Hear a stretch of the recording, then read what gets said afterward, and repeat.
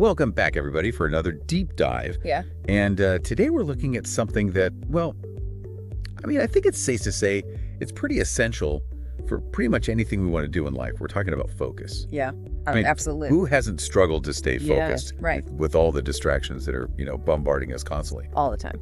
But luckily, the research that you sent my way has some really practical tips. And I'm excited to dive in. Yeah, and what I think is so interesting is that we often talk about focus, like in terms of just productivity. Right. But this research actually goes a little bit deeper than that. Okay. And talks about how intensely focused people are really the ones that really excel no matter what field they're in. So whether you're an entrepreneur or an athlete or an artist, focus is that common thread. Oh, that's interesting. So, is it even talent that sets them apart? Right. Or is it that they have this laser-like focus that allows them to kind of just maximize whatever potential they have? It's a great question, and that's one of the things that the research really dives into. Okay. And it seems like focus acts as this multiplier for any skill that you have.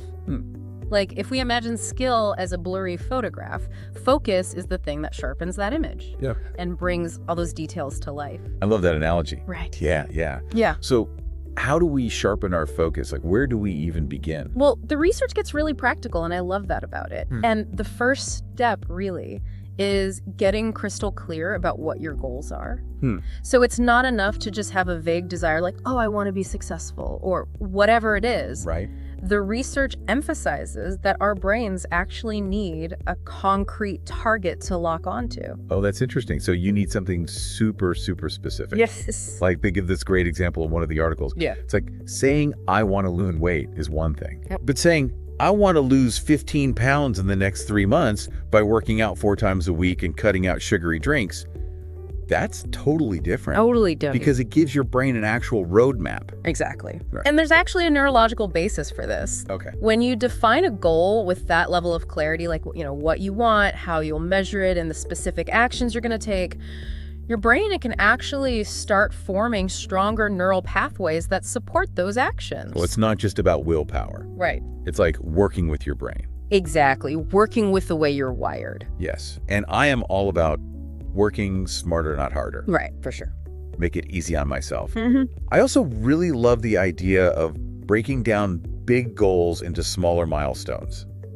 Makes it less daunting. Absolutely. And then, who doesn't love those little celebrations along the way? Right. Those small wins are crucial, and not just because they feel good, which is great, but because they actually trigger the reward centers in our brain. Oh, interesting. Which reinforces those positive behaviors and keeps us motivated. It's like the self-perpetuating cycle of focus and achievement.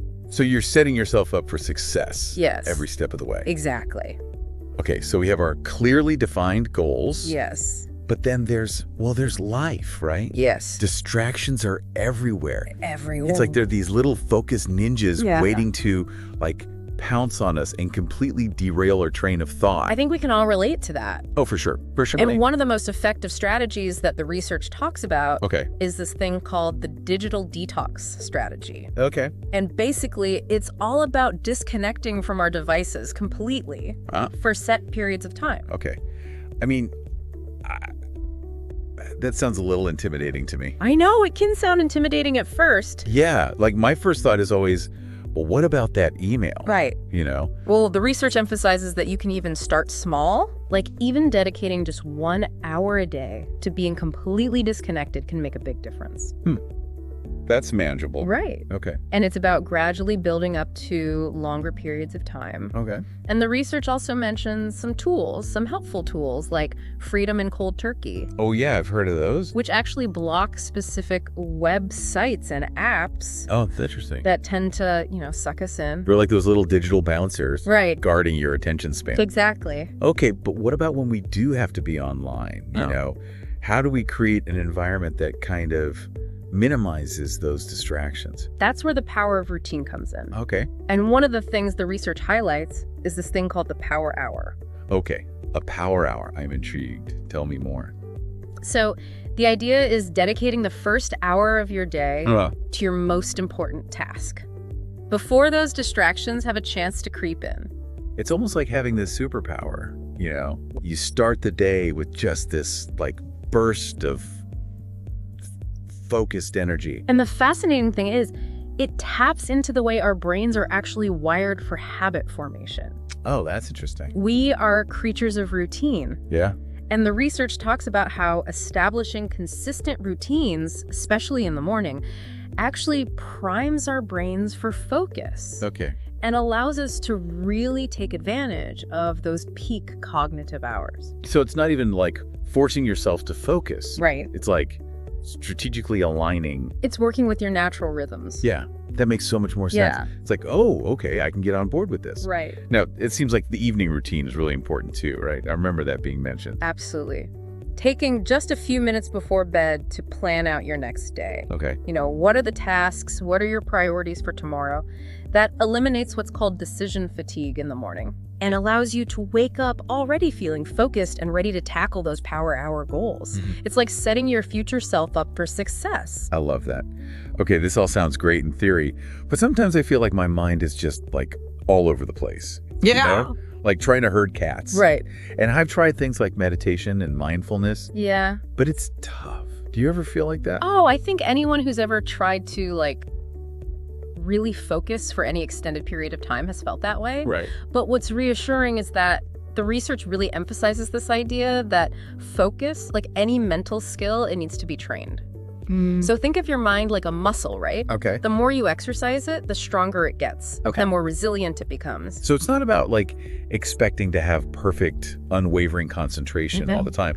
It's more about recognizing when your mind wanders. Right. And having the tools to bring it back. Exactly. The research cites studies that show that even just a few minutes of daily practice can make a huge difference. Okay.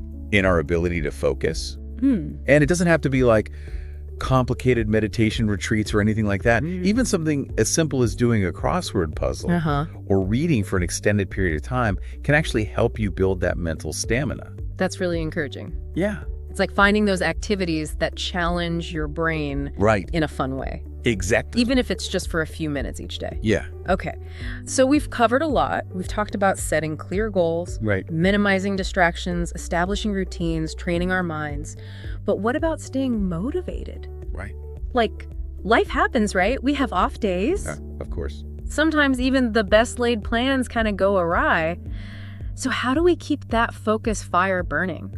Yeah, that's a great question. And the research tackles that head on. Okay. One of the strategies it highlights is what's called the accountability system. Okay. And that involves having someone to share your progress with, whether that's a friend or a mentor or even an online community. So it's kind of tapping into that social nature that humans have and leveraging that to kind of keep us on track. Exactly. And the research also highlights how accountability systems work. Okay. Because they create this sense of commitment, both to ourselves and to the other people. Yeah. So when we verbalize our goals, when we share our progress, we're actually more likely to follow through. I can see how that would make you feel more responsible. Exactly. Yeah, you're less likely to let yourself down. Right. Or the person that you confided in down. For sure. But what about those inevitable setbacks?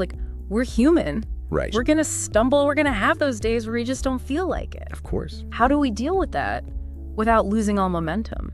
Well, I think it's really important to remember that setbacks are not only normal, but they're actually an essential part of the process. Okay. So the research emphasizes this idea of reframing the way we think about setbacks. Okay. And seeing them as opportunities, really. Okay. Opportunities for learning and for adjusting our approach. Instead of seeing them as failures, we're seeing them as feedback. Exactly. Yeah. And this is actually where that accountability system can be super valuable. Okay. Because having someone to talk to who can offer you support and perspective when you're going through those tough times can really help you stay motivated and get back on track. It's like having that sounding board, Yes. to help you process, to come up with solutions, and just to know that you're not alone. Exactly. Okay, so we've covered some really great strategies, setting those clear goals. Yes. Minimizing those distractions, those pesky distractions. Yes. Establishing those routines, training our minds,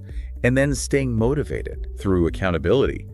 But I'm curious, are there any specific techniques that people can use to really boost their focus in the moment? Yeah, there's one that comes up in the research that's called the Pomodoro technique. Okay.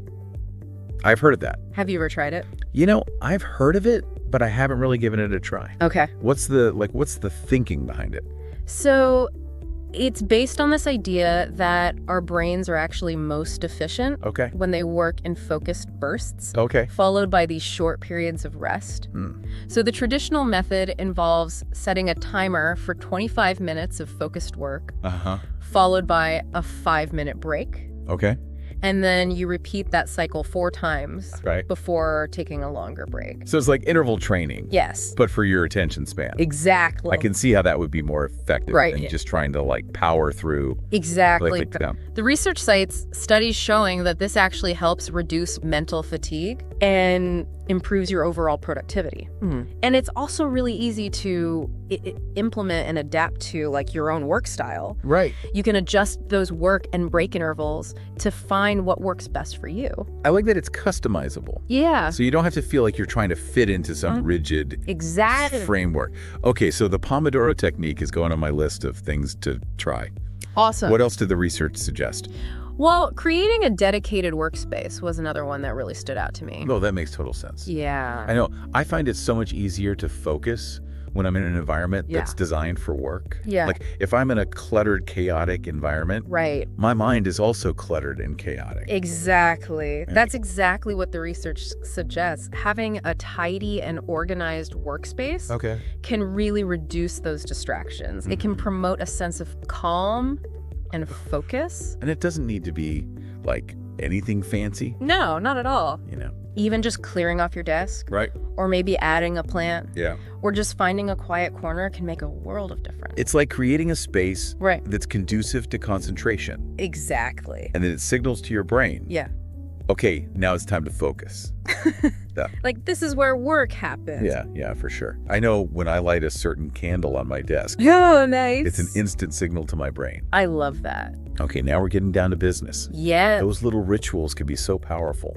And for people that are more visually oriented, the research also mentions creating a vision board. Oh, I love that. As a way to stay focused on their goals. To have that visual representation front and center. Exactly. So you don't lose sight of what you're working towards. And it can be super motivating. Yeah, absolutely.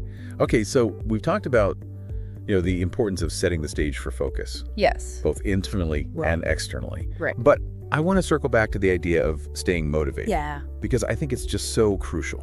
It is. And the research talks about the power of celebrating those small wins. Absolutely. And I'm a big believer in that. Me too.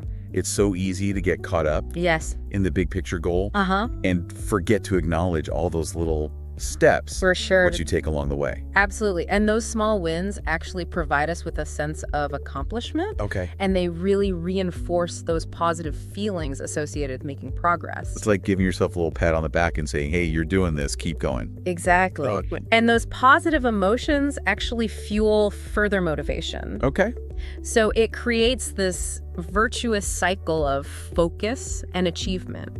It's this positive feedback loop. So it's really key to take those moments to celebrate, no matter how small they seem. Exactly. It makes the journey so much more enjoyable. And it helps you stay resilient when you inevitably face those setbacks. Which, let's be honest, are a part of life, right? Yes. It's not about avoiding them altogether. Right. It's about how you respond to them. Exactly. And that's really what resilience is all about. It's the ability to bounce back from those challenges. And keep moving forward. So celebrating those small wins helps you build that muscle. It does. It does. Okay, great. So we've covered a ton of ground. We have. But there's one final thing I wanted to touch on. Okay. That really resonated with me. Okay. And I think it's something that we can all benefit from. Yeah. And that's mindfulness. Yes. Not necessarily in the formal meditation sense. Right.